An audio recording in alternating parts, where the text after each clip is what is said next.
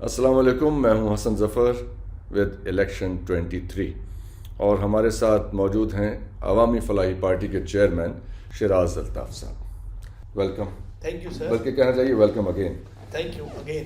آپ نے یہ ایک کتاب چھاپی ہے، اس میں کیا ہے، میں کیا چاہتا ہوں، تو آپ کیا چاہتے ہیں، اس پہ ذرا روشنی ڈالیں گے؟ جی، یہ کتاب آج سے میں نے قریباً کوئی 1.5 سال قبل لکھی. رائٹ. مارچ 2021 میں. اوکے. اور بیسیکلی اس میں یہ ہے کہ میں کیسا پاکستان چاہتا ہوں. اس میں میرا اپنا عملی کیریئر بھی ہے، میرا کاروباری کیریئر بھی ہے، میرا پولیٹیکل کیریئر بھی ہے، میرا سوشل کیریئر بھی ہے. ٹھیک ہے. اور اینڈ میں نے ایک ویژن یہ دیا ہے کہ دراصل پاکستان جس لیے بنایا گیا تھا، جیسے ہم نے اس دن بات شاید کی کہ سوشل جسٹس ہو، سوشل ڈیموکریسی ہو، ایکوالٹی ان اپرچونٹی ہو، ایک آئیڈیلزم تھا جس کے لیے قائد اعظم نے پاکستان بنایا تھا. وہ کہتے تھے، ان کی تقاریر میں ہے، ان کا یہ ویژن تھا. تو وہ میں نے ایک ویژن دیا ہے کہ جب تک ہماری سوسائٹی کے اندر ایک تفریق، جو اتنی بڑی تفریق ہے، ایک طرف 0.0001%، ایک طرف 99.9%، کچھ بہت امیر لوگ ہیں اور میجورٹی جو ہے وہ غریب لوگوں کی، غریب دو ہے کی روٹی سے محروم ہے، اور غربت کی لکیر سے نیچے ہر سال آبادی زیادہ ہوتی چلی اب جا رہی شاید 45-50% ہے، جو آج سے 4 سال پہلے شاید 40% تھی. یہ بڑھ رہی ہے. اس کے لیے جب تک کچھ مڈل کلاس سے، ورکنگ کلاس سے لوگ آگے پالیٹکس میں نہیں آئیں گے، جی، تب تک ہمارے ملک کو ایک بری پارٹی کے بعد دوسری بری پارٹی کے بعد تیسری بری پارٹی ملتی رہے گی، اور شاید پھر گھوم کے ہم دوبارہ پہلی بری پارٹی کے پاس پہنچ جائے، مسئلے حل نہیں ہوں گے. اس لیے میں نے یہ کتاب لکھی. ہم اسی طرف اپنی گفتگو لے کے جانا چاہتے ہیں. ایک نئی پارٹی ہے، اس کی ایک نئی لیڈرشپ ہے، اور وہ آج ہمارے سامنے اپنا پروگرام لے کے آئے ہیں. تو thank you very much for this. بات شروع کرتے ہیں آپ کے منشور پہ. جی بالکل. Straight away.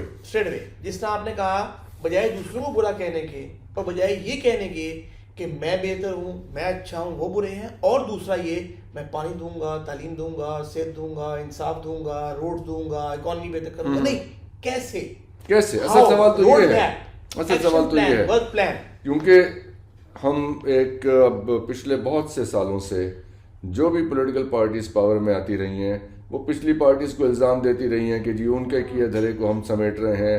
ہمیں پتہ ہے کہ کیا ہو گیا ہے. آپ اگر پاور میں آ جاتے ہیں تو آپ کو بھی پتہ ہے کہ کیا ہو چکا ہے. تو وہ لکیر پیٹنے سے اور پرانی باتیں کرنے سے کیا حاصل ہوگا؟ جہاں سے بھی جو بھی صورتحال آپ کے سامنے ہے، وہیں سے شروع کرنا پڑے گا. میں صرف ایک بریف کر دوں کہ ہماری جو بیسک 3 ہیڈنگز ہیں. نمبر 1 اکانومی، جس طرح آپ نے کہا، رائٹ. اس کے بعد number 2 local government, right. Number 3 reforms, جس طرح ہم نے اس دن بات کی. جی ہاں، جی ہاں. اور نمبر 4 نیچرل ریسورسز. یہ ہمارے 4 مین ایجنڈاز ہیں اس منشور کے. اس میں بھی فردر پوائنٹس ہیں. ہم سٹارٹ کرتے ہیں اکانومی سے. ٹھیک ہے. اس میں پہلا پوائنٹ ہم نے یہ کہا کہ ایک جامع اور صاف اور شفاف سروے کی ضرورت ہے کہ پاکستان میں اس وقت جتنے بھی لوگ رہ رہے ہیں، پاکستانی جو پاکستان سے باہر رہ رہے ہیں اور جو پاکستان میں رہ رہے ہیں، ان کے ایسٹس کیا ہیں، پراپرٹی کیا ہے، کتنی ہے، کہاں ہے، اور ان کی ماہانہ آمدن کتنی ہے. جب تک اس کا آپ ایک صاف، شفاف اور جامع سروے نہیں کرتے تو پھر یہی ہوگا کہ 1 ارب آمدن ماہانہ والا 1 لاکھ روپے سال کا ٹیکس دے گا، اربوں روپے کی پراپرٹی والے سال کا 1.5-2 لاکھ ٹیکس دیں گے، اور اس سے ہماری اکانومی کی کوئی ہیلپ نہیں ہوگی. پہلا پوائنٹ تو ہم نے یہ رکھا. دوسرا پوائنٹ ہم نے اکانومی میں ہی یہ رکھا کہ ہمیں جس طرح اس دن کہا تھا کہ ہمیں انڈائریکٹ ٹیکس سے ڈائریکٹ ٹیکس کی طرف جانا ہے. وہی انکم کے اوپر ہڈن ٹیکس نہ ہو کہ ہم نے موبائل کا کارڈ ڈلوایا تو اس میں سے 65 روپے آئے، سبزی لی، گوشت لیا، بل پے کیا. تو آپ انڈائریکٹ ٹیکسیشن کو ختم کرنا چاہتے ہیں، اور ڈائریکٹ ٹیکسیشن جو کہ سب پہ واضح ہو، ویزیبل ہو کہ یہ ٹیکس ہم پے، میں اتنا کما رہا ہوں تو مجھے اتنا ٹیکس پے کرنا. ٹھیک ہے. نمبر 3 ہم نے کہا کہ جو ہمارے پاکستان میں پراپرٹی ہے، اس کو ہمیں دوبارہ سے ری اسیس کرنے کی ضرورت ہے، کیونکہ ہمارا جو ڈی سی ریٹ ہے وہ بعض کیسز میں آپ کو پراپرٹی 10% ڈکلیئر ہوئی ہے. اچھا. گورنمنٹ کے ریٹ کے مطابق. فار ایگزامپل ماڈل ٹاؤن میں آج 1 کنال کا پلاٹ 8 کروڑ روپے کا ہے، اور ڈی سی ریٹ اس کا 80 لاکھ روپے ہے. اچھا جی. تو کیا ہوا یہ؟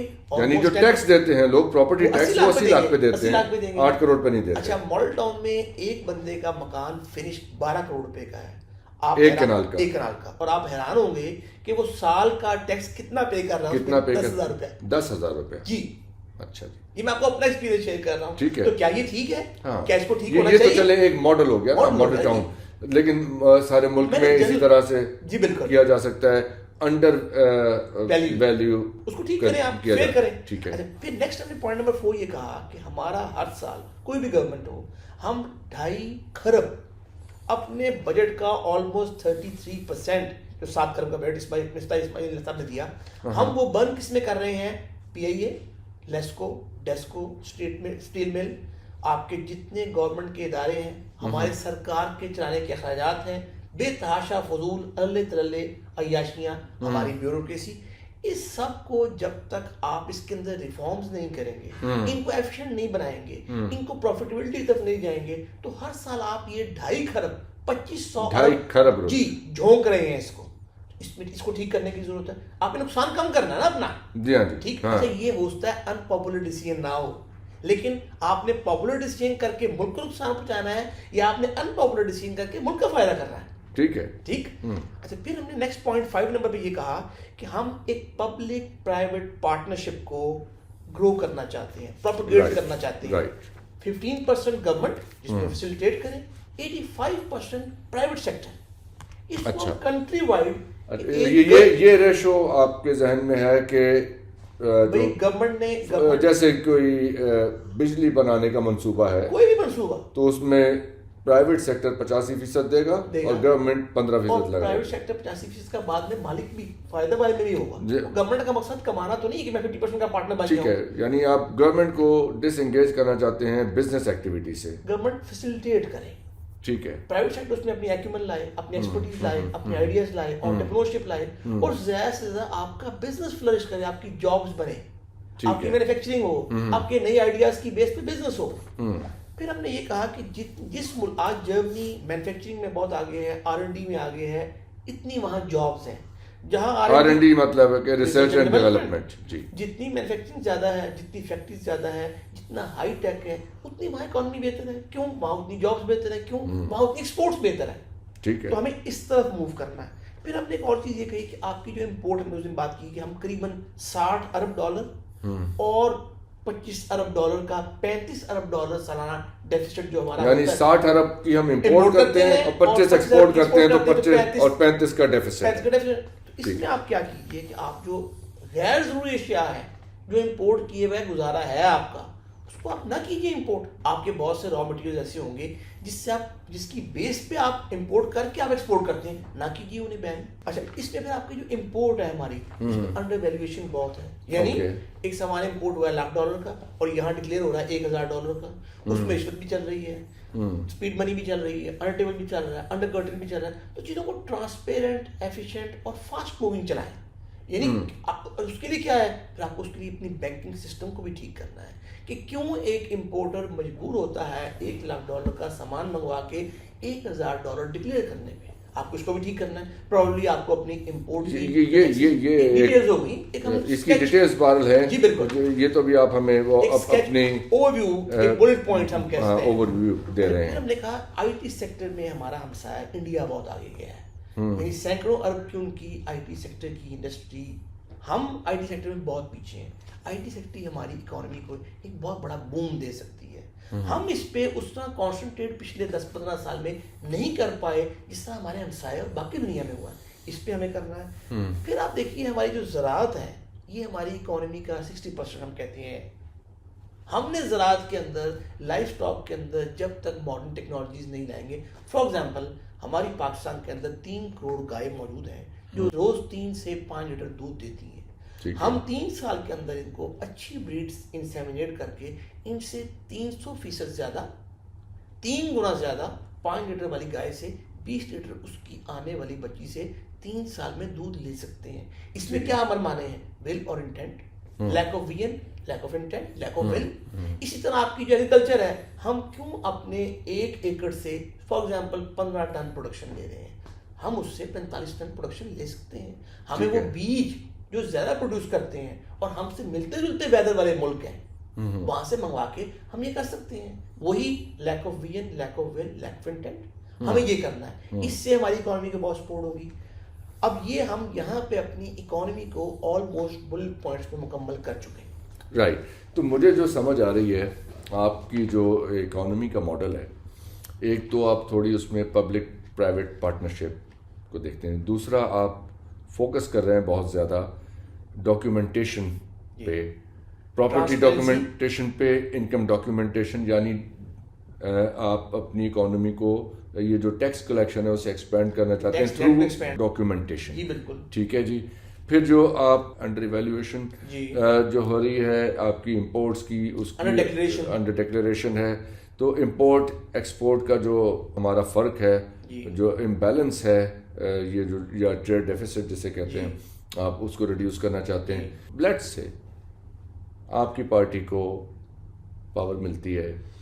پہلے 100 دن کا ایک پروگرام ہوتا ہے جو آپ نے انیشل سٹیپس لینے ہیں, اس میں آپ کے پاس اس معیشت کو یہ جہاں پہ بھی کھڑی ہوئی ہے اس وقت لوئسٹ ایب پہ, اس کو یہاں سے جمپ سٹارٹ دینے کا کیا پلان ہے آپ کے پاس؟ اس میں 3-4 چیزیں ہیں جو امیڈیٹلی آپ کہہ لیں ڈے 1 پہ کرنے والی چیز ہے. نمبر 1 تو put your house in order first. آپ کے جو بڑے بڑے سوراخوں میں سے روز پیسہ نکل رہا ہے وہ سوراخ تو بند کرنے کی کوشش کریں تاکہ جو آپ کا ڈیفیسٹ ہے وہ تو کم ہو.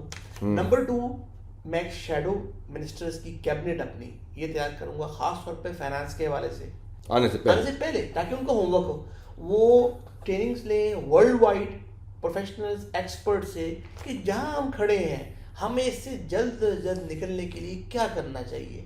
یعنی آج ہماری ایکسپورٹس آپ کے سامنے ہیں, ہم مینگو ایکسپورٹ تھوڑے بہت کر لیتے ہیں, تولیے تھوڑے بہت کر لیتے ہیں, تو بڑا منیمل سی ہماری, ہاں مطلب کوئی میجر ایکسپورٹس تو ہے نہیں ہماری. بالکل جی. اچھا ملک چلتے کس کے اوپر ہے؟ ایکسپورٹس کے اوپر. ایکسپورٹس کے اوپر ظاہر ہے ٹریڈ, وہ جو بیلنس آف ٹریڈ ہے, وہ جو ڈیفیسٹ ہے وہ تو ادھر سے پورا ہوتا ہے. ہوگا. یہی دیکھیں نا, آپ اگر 1400-1600 ارب کی آپ کی ایکسپورٹ جرمنی کی ہے, وہ چلا رہی ہے جرمنی کو. جی جی. سوئٹزرلینڈ آپ کے پیچھے ہے, جاپان پیچھے ہے نمبر 4 پہ, ان کی ایکسپورٹ چلا رہی ہیں. اس کے بعد میں کوئی ایسی اسٹیٹمنٹ نہیں دوں گا کہ جی میں IMF نہیں جاؤں گا, میں خودکشی کر لوں گا, میں پروگرام میں وہ کر دوں گا. بالکل نہیں. جو پہلے گورنمنٹس غلطی سے ان پروگرامز میں چلی گئی ہیں, میں سمجھداری سے, وزڈم, ایکومن سے, پیشنس سے ان پروگرامز کو مکمل کنکلوڈ کروں گا.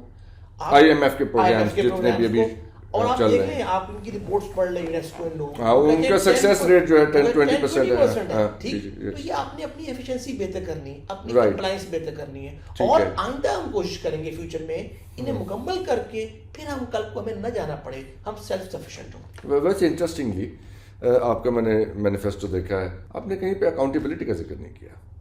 یہ کیا اس میں نہیں, مطلب یہ ایک آپ کا کو میجر ایجنڈا, جیسے خان صاحب جب 2018 اور 13 کے الیکشنز میں سب سے بڑا نعرہ تو ان کا اکاؤنٹیبلٹی تھا, جس میں 0/0 نکلا رزلٹ. وہ خود انہوں نے کہا ہے اپنی پرسوں کی اسپیچ میں کہ اکاؤنٹیبلٹی میں ہم فیل ہوئے.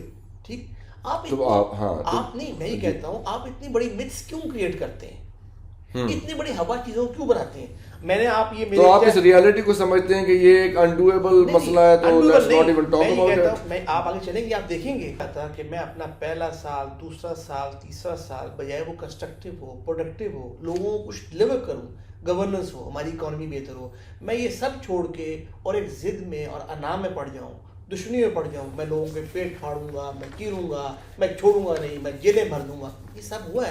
تو آپ سمجھتے ہیں کہ یہ اکاؤنٹیبلٹی جو ہے یہ غیر ضروری مسئلہ ہے اور آپ کا وقت برباد ہو جائے گا اس میں؟ ایسا بالکل نہیں کہ یہ نہیں ہونی چاہیے, لیکن ہمیں اس کے لیے پریپیئر ہونے کی ضرورت ہے. آج سینکڑوں اکاؤنٹ سوئٹزرلینڈ میں پاکستانیوں کے ہیں, لیکن ہم نے ایکسپرٹ سے یہ چیک کیا ہے, ہم وہ پیسہ ریکور نہیں کر سکتے. یعنی کہ اسے ہم ڈوبا ہوا تصور کر لیں. ہم فی الحال بجائے اس پہ خواہ زور لگانے کے, اپنے انرجی, اپنے ٹائم ضائع کرنے کے, ریسورسز, ہم اس کی تیاری کریں کہ کیسے ہم فیوچر میں وہ مانیٹرنگ سسٹم لا سکتے ہیں کہ یہاں سے پیسہ نہ نکلے, اور کیا کل کو ہم وہ پیسہ واپس لا سکتے ہیں. یہ بات کی بجائے بات ہے. سر انڈیا اور افریقہ کی کو مثال, ایک مثال ہے کہ 5 سال لگائے کچھ پیسے واپس آئے. ٹھیک ہے, تو ہم اس پہ اپنا وقت ضائع نہیں کریں گے. ہم اپنی پروڈکٹیوٹی کے, اپنی اکانومی کے, اپنی جاب کریشن کے, مینوفیکچرنگ کے, پبلک پرائیویٹ پارٹنرشپ کے, ہم ان چیزوں پہ فوکس کر کے اپنی اکانومی کو ٹھیک کریں گے. تو مجھے سمجھ یہ آ رہی ہے کہ آپ نے, خان صاحب نے جو غلطیاں کی ہیں انہیں نہ دہرانے کا فیصلہ کیا ہے, اور آپ کی اپروچ یہ ہے کہ آپ بجائے اس کے کہ ایک وائلڈ گوز چیز کریں، ایک ایسے شکار پہ نکل پڑیں جس سے حاصل کچھ نہیں ہوتا نظر آتا، یعنی شارٹ ٹرم میں تو ایٹ لیسٹ ابھی ہمیں نظر نہیں آتا، تو اس کی بجائے جو ہو سکتا ہے اس پہ توجہ کریں. جی بالکل ایسا ہے. بالکل. چلیے سر نیکسٹ پوائنٹ پہ آ جاتے ہیں. آپ کا اکانومی سے آگے لوکل گورنمنٹ پہ لوکل گورنمنٹ پہ اس میں آپ نے جو ہماری پہلی گفتگو ہوئی ہے اس میں بھی آپ نے لوکل گورنمنٹ کے اوپر بات کی تھی، ذرا اس کی تفصیل بیان. جی سر، اس میں دیکھیں سر، ہماری پاکستان میں قریباً جو پروونشل اسمبلیز ہیں 4-5 اور ایک قومی اسمبلی، اس میں قریباً یہ 1200 نشستیں بنتی ہیں اپروکسیمیٹلی. رائٹ. سینٹ ملا کے، صوبائی اسمبلی ملا کے، قومی اسمبلی ملا کے. اور یہ ہر قومی اسمبلی، ہر صوبائی اسمبلی کی نشست کے اندر قریباً 20 سے 40 یونین کاؤنسلز ہیں. ٹھیک ہے.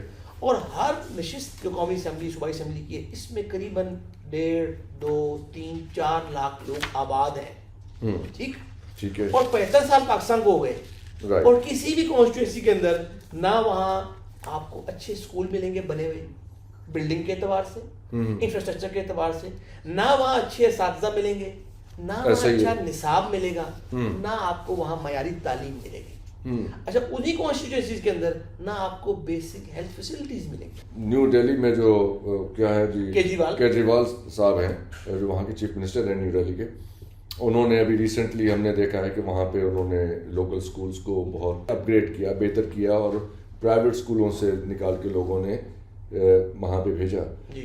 یہ کلیم خان صاحب بھی کرتے تھے کے پی میں جب ان کی پروونشل گورنمنٹ تھی کہ انہوں نے وہاں کے اسکولوں کو بہتر کیا اور لوگوں نے اپنے پرائیویٹ اسکولوں سے پبلک اسکولز میں، گورنمنٹ کے اسکولوں میں بچوں کو بھیجنا شروع کیا. کوئی ایسا آپ کے مائنڈ میں آئیڈیا ہے؟ سر، کیجریوال نے جو دنیا کا اس وقت بیسٹ ایجوکیشن سسٹم ہے، IB انٹرنیشنل بیکلریٹ، ان کے ساتھ باقاعدہ معاہدہ کیا ایز CM دہلی کہ جتنے دہلی کے اسکولز ہیں ان سب کے اندر آپ نے IB education system apply, transfer اور ٹیچ کرنا ہے. ہم نے یہ جب ہم آپ کی ایجوکیشن والے سیکشن میں آتے ہیں تو اس پہ ذرا تفصیل سے کریں گے. ابھی آپ ذرا لوکل گورنمنٹ کو الیبریٹ. بالکل. تو ہمارے ذہن میں یہ ہے کہ ہمارے لوکل گورنمنٹ کے ذریعے کسی بھی کانسٹیٹوئنسی کا کہیں بھی اسکول ہے، اس کے اندر اچھا انفراسٹرکچر، معیاری تعلیم، اچھے اساتذہ جو لوگوں کو ایک اچھے فیوچر کے اچھے اسٹوڈنٹس بنائیں.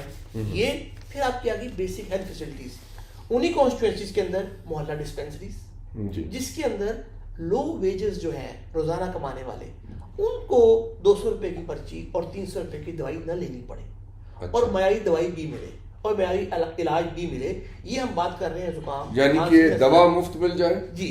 اور ڈاکٹر معیاری ہو. معیاری سے کیا مطلب؟ یہ کہ اچھے برانڈ کی ملے، مطلب وہ دوائی ملے جو اس کو ٹھیک کرے.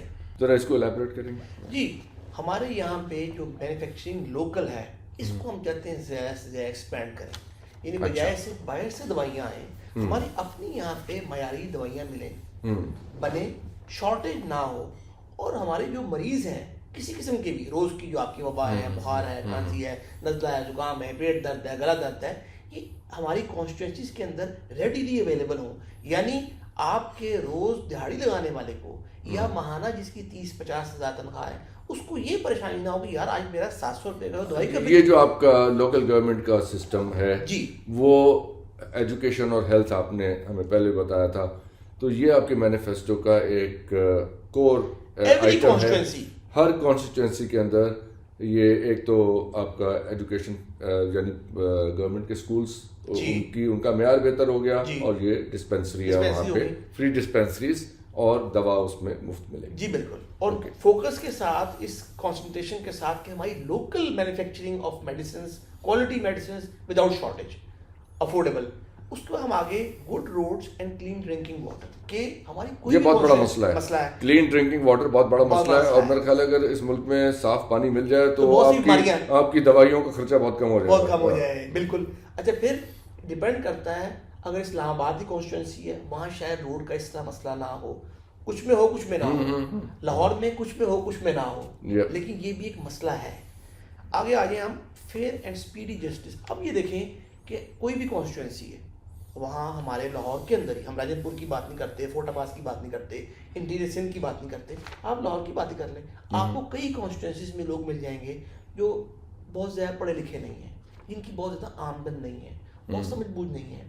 آپ کے خیال میں وہ لاہور ہائی کورٹ، لاہور میں اگر رہتے ہیں، اسلام آباد میں رہتے ہیں، تو وہ اسلام آباد ہائی کورٹ جا کے 5 لاکھ روپے کا وکیل کر کے کیس کر سکتے ہیں؟ نہیں کر سکتے. ان کے مسائل محلے کے، آپس کے، کرایہ داری کے، پراپرٹی کے، کوئی لین دین کے، کوئی مارا ماری کے ہیں. تو کیوں نہ اس کانسٹیٹوئنسی کے اندر ہی ہم ان کے لیے ایک بندوبست کر دیں لیگل، جہاں وہ پنچایتی سسٹم، آپ اسے قاضی سسٹم کہہ لیں، محلہ قاضی سسٹم کہہ لیں، محلہ قاضی کہہ لیں، پنچایتی سسٹم کہہ لیں، ہاں ٹھیک ہے، لوکل کورٹ کہہ لیں. تو یہ اس کو ڈور سٹیپ پہ، وہ کہتے ہیں نا جسٹس ڈیلیڈ جسٹس، تو آپ اس کو فیئر اور سپیڈی، یہ آپ کی لوکل گورنمنٹ کا ہمارا پہلا پوائنٹ ہے. دوسرا پوائنٹ ہمارا ہے کہ جو ہماری لوکل گورنمنٹ ہے، اب اس میں ایک بہت بڑا پرابلم کیا ہے کہ ہمارے جتنے بھی M N As, M P As ہیں، ان کے لیے ڈیٹریمنٹل ہے، خطرناک ہے کہ یار یہ اگر local government independent financially administratively ہو گئی تو ہمارا بھی کیا کام رہ جائے گا. یہ بھی ہے ٹھیک. اچھا ہم نے اس دن بات کی تھی برٹش پارلیمنٹری سسٹم کی، ٹھیک ہے، امریکہ کے سینٹ کی اور کانگریس کی. تو وہ لوگ لیجسلیشن کرتے ہیں، وہ کاؤنٹیز تو نہیں چلا رہے، گورنر کے نیچے آپ کی. یہ کنفیوژن ہوا ہے نا یہاں پہ سسٹم میں کہ یہاں پہ جو لیجسلیٹرز ہیں provincial as well as national, ان کو وہ فنڈز دیے گئے ہیں جو کہ نیچے پہنچنے تھے، جو کہ بلدیہ کے فنڈز تھے. تو اسی لیے وہ لوگ، جیسے آپ اس دن بتا رہے تھے، وہ بلدیاتی نظام آنے نہیں دیتے، کیونکہ اگر بلدیاتی نظام آ گیا تو وہ جو 4-4 5-5 کروڑ بٹنے ہیں تو وہ کسی کو 200 کروڑ مل جاتے ہیں اکٹھے. تو اس لیے ان کے انٹرسٹ میں نہیں ہے کہ بلدیاتی نظام آئے، پیسہ ان کے ہاتھ میں رہے، وہ اس کو اپنے حلقے میں لگا کے، یعنی بلدیاتی نظام کو بھی ایم این ایز اور ایم پی ایس چلا رہے ہیں. جی بالکل. اور کیونکہ فنڈ سارے ان کے پاس چلے جاتے ہیں یہ ڈیولپمنٹ کے، تو ظاہر ہے ان کو اچھا نہیں لگتا، کہ ظاہر ہے کہ یہ الیکشنز ہوں اور یہ پیسے ہمارے پاس آنے کی بجائے لوگوں میں بڑھ جائیں. بالکل. اچھا پھر ہمارا آخری پوائنٹ لوکل گورنمنٹ کا یہ ہے کہ جو کاؤنسلز ہوں، یونین کاؤنسلز، کاؤنٹیز ہوں، یہ اپنی انکم جنریٹ کریں کاؤنسل ٹیکس.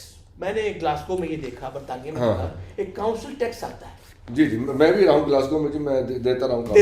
اچھا، اور کاؤنسل آپ کو سرو بھی کرتی رہی ہے. ہاں جی سر، آپ خامخواہ ٹیکس نہیں دیتے، بیکار ٹیکس نہیں تھا، نہیں دیتے تھے، اس کے فائدے ہوتے تھے. تو جو آپ کو کاؤنسل سرو کر رہی ہے، لیکن لائبریری تھی وہاں کاؤنسل کے اندر، اور بھی بہت ساری فیسلٹیز تھی. ہمارے بچہ شام کو کھیل کود کا سامان ہے، کمیونٹی سینٹر، کوئی برتھ ڈے منانے وہاں چلے جاتے تھے. جیسے یہاں پہ اب تو برتھ ڈیز بھی لاکھوں میں ہوتی ہیں کہ اگر آپ 10-20 بچے کہیں پہ بلا لیں تو، یعنی وہ ایک فیشن ہے نا کسی اچھے ریسٹورینٹ کیفے میں جانے کا، تو اس میں بہت پیسے لگ جاتے ہیں. تو وہاں پہ انہوں نے اس کا انتظام کیا ہوا تھا کہ ایک لوکل کمیونٹی ہال تھا، سب لوگ اپنے بچوں کی برتھ ڈے وہیں مناتے تھے. بالکل ایسا تھا. تو یہ ہے ہمارا کہ وہ جو کاؤنسلز ہیں، جو کاؤنٹیز ہیں، وہ ٹیکس اکٹھا کریں ان سروسز کے اگینسٹ جو وہ اپنی آبادی کو دے رہی ہیں.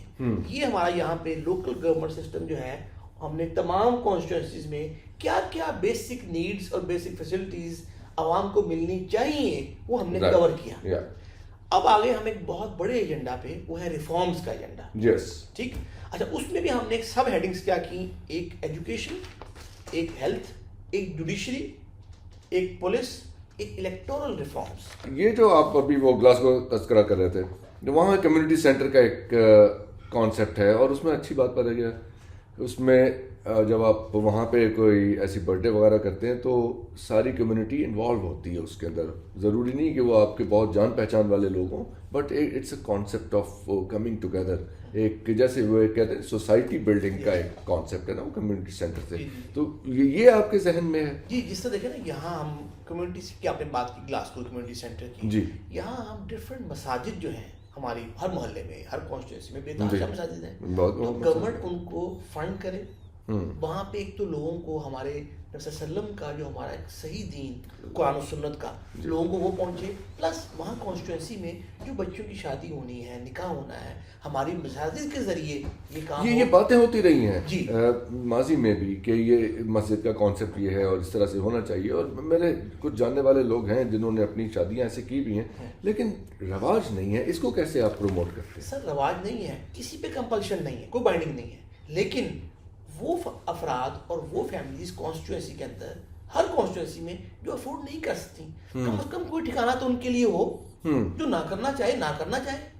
لیکن جو افورڈ ہی نہیں کر سکتا ان کا والی وارث کون ہو. ہاں یہ تو سچ ہے. دوسرا آپ کو پتا ہے کہ میں نے آپ کے بنانا نہیں ہے, ہاں. اوقاف کا آپ کا پہلے ہی سسٹم مروج ہے یہاں پہ. جی اچھا ہماری ہر کانسٹیٹوینسی میں بے تحاشا مدارات ہیں, ان پہ بے تحاشا پیسے. فار ایگزامپل آپ کا دادا صاحب ہے, آپ دیکھیں 1 ارب 10 کروڑ روپیہ مجھے پتہ لگتا ہے کہ ان کا جمع ہوا ہے. ریونیو آتا ہے, چندے میں ڈبوں میں ڈالتے ہیں لوگ, دیتے ہیں دادا صاحب نیاز اپنی بہت کچھ. اچھا وہ آپ کا آفیشلی جا نہیں رہا اوقاف کے اندر, وہ کہاں جاتا ہے؟ وہ کچھ آیا کچھ چلا گیا, کچھ بانٹا گیا, کچھ وہاں کے یعنی ڈاکیومنٹ نہیں ہو رہی ہے وہ رقم, پہنچ بھی نہیں رہی نا وہاں پہ, پہنچ بھی نہیں رہی. اس کو ٹھیک کریں. اور اس کے یعنی کہ وہ تو مزارات تو یہاں پہ ہزاروں سینکڑوں ہیں بالکل, تو ظاہر ہے وہ تو اگر سینکڑوں ہیں تو وہ سینکڑوں ارب میں چلے گئی نا, سینکڑوں ارب میں چلے گی. آپ we are talking about hundreds of billions of rupees which are not channeled to in the right direction. ان میں and they are being probably accumulated in somewhere in few hands. Few hands. I don't want to say right or wrong hands, but yes, some at least few hands. Yes. Right or wrong we leave at some other time. وہ تو چلے. ٹھیک ہے جی. اچھا ان کو آپ صحیح channels میں آپ ان کے بغیر سود کے قرضے دیں لوگوں کو, لوگ کام کریں, چھوٹے چھوٹے قرضے بغیر سود کے, ان کے ذریعے آپ ڈفرینٹ اپنی پروڈکٹیو ایکٹیویٹیز کیجیے, اس کو اکانومی میں لائیں, اس کو ملٹیپلائی کیجیے. کیا پتا وہ پیسہ ادھر ادھر سے گھوم پھر کے سیاست میں ہی آ جاتا ہو. بالکل. آپ کے یہاں گدی نشینوں کی تو سیاست تو ہے نا, آپ سمجھ ہی گئے نا. جی بالکل بالکل. تو یہ ہے کہ آپ موجود ریونیوز, موجود چیزوں کو چینلائز ٹھیک کر دیجیے, ٹرانسپیرنسی لے آئیے, ایفیشنسی لے آئیے, چینلائز ٹھیک کر دیجیے, آپ کے بہت سے مسئلے اس طرح ہو جاتے ہیں. صحیح بات ہے. تو یہ آپ کا ایک بلدیاتی نظام کا, اور جو کہ آپ کے اوور ویو ہے, جو کہ آپ کا ایک سوشل ویلفیئر پروگرام سے ریلیٹڈ ہے, ہیومنسٹ پروگرام, ہاں, human development program, human interaction. آپ نے بات کی, میں کمیونٹی ڈیولپمنٹ کی بات کی, آپ یو کے کی بات کی, کمیونٹی. کیا ہماری قوم, ہماری کانسٹیٹوئنسی میں یہ کانسیپٹ محلہ داری کا سسٹم بھی خراب ہوا ہے ہمارا. ہاں یہ بھی بہت بڑا مسئلہ ہے. تو یہ بھی آپ یہ سوشل فیبرک بھی ٹھیک ہو اس طرح. جی بالکل. اس پہ بہت کام کرنے کی ضرورت ہے. یہ ہمارا یہاں پہ ہم لوکل گورنمنٹ کو ہم نے کر دیا کلوز. اب ہم موو آن ہو گئے ایک بہت بڑی چیز پہ, میرے خیال میں آج ہماری ڈائر نیڈ ہے, وہ ہے ریفارمز. اور ریفارمز کو ہم نے 4-5 اس کے فردر سب پوائنٹس کیے. ایک معذرت کے ساتھ شہراز صاحب, ریفارمز کا نا اس قدر لوگوں نے ایک غلط استعمال کیا ہے ایک نعرے کے طور پہ کہ وہ ایک مذاق بھی بن گیا نا. آپ جانتے ہیں نا میں کیا بات کروں, کہ ریفارمز کو وہ ریولوشن سے کنفیوز کرتے ہیں لوگ. تو آپ کا ریفارمز کا کیا آئیڈیا, یہ ذرا ہمارے اپنے لوگوں کو سمجھا دیجیے آپ کے جو فیوچر ووٹرز ہیں, کہ یہ ایک تو ریولوشن کا آئیڈیا ہوتا ہے اور ایک ریفارمز کا آئیڈیا ہوتا ہے. تو اس میں آپ بتائیے کہ یہ کیا اس میں فرق ہے. ہمارے ملک میں اس وقت تعلیم کا ایک نظام مروج ہے, ٹھیک ہے, عدالتی نظام مروج ہے. ہمارے ملک میں اس وقت صحت کا ایک نظام ٹوٹا پھوٹا جیسا بھی ہے, پولیس کا نظام ہے, یہ نظام تو سب ہے ٹھیک. ہمارے ملک میں اس وقت گورنمنٹ کے بے تحاشا ادارے ہیں, کام کر رہے ہیں, بڑے بڑے وائٹ ایلیفینٹس موجود تو ہیں, بالکل موجود ہیں. کیا وہ صحیح اور آپ یہ بھی دیکھیے گا کہ جس چیز کا چاہیں قانون نکال کے سامنے رکھ لیں, شاید ہی کوئی ایسی چیز رہ گئی ہو جو ہمارے تصور میں ہو جس کا کوئی قانون موجود نہ ہو. اور آپ کو نظر آئے گا اس کے اندر, آگے ہم بات بھی کریں گے, کہ کئی ایسے لاز ہیں, کئی ایسی ہمارے آئین کے اندر شکیں ہیں جو ایک دوسرے سے کانٹرڈکٹری ہیں. ٹھیک ہے, بات یہ تو کوئی ایکسپرٹی قانون کا بتا دیتا ہمیں. اس کے بعد کیا اس میں کچھ تبدیلی ہونی چاہیے, ہاں کیا اس کو ٹھیک ہونا چاہیے. ٹھیک ہے, تو اب آپ کی بات سے مجھے جو ہنٹ مل رہا ہے کہ جو ایگزسٹنگ لاز ہیں, لاز تو موجود ہیں, سسٹم ہے, ان کو اپڈیٹ کر دیا جائے, ماڈیفائی کر لیا جائے, اور ان کو پیپل سرونگ بنایا جائے, ایفیشینٹ بنایا جائے. ریولوشن کا مطلب یہ ہے کہ سارا اٹھا کے پھینک دو اور کچھ نیا لے کے آؤ. آپ کہہ رہے ہیں کہ جو ایگزسٹنگ چیزیں ہیں ان کو فائن ٹیون کر کے آج کے حالات کے مطابق سیٹ کر کے چلا لیں بہتر انداز میں, بہت کم ٹائم میں ایفیشینٹ. تو یہ آپ لوگ کائنڈلی ذہن میں رکھیے کہ یہ جو ایک ریفارمز کا آئیڈیا ہے نا, وہ ریفارمز کا آئیڈیا یہ ہے کہ ایگزسٹنگ سسٹمز کو بہتر کر لیا جائے. اور وہ جو ریولوشن کا آئیڈیا ہوتا ہے وہ یہ کہ سب کچھ اٹھا کے پھینک دیا جائے اور پھر بیٹھ کے سوچا جائے کہ اب اگلا کیا کرنا ہے.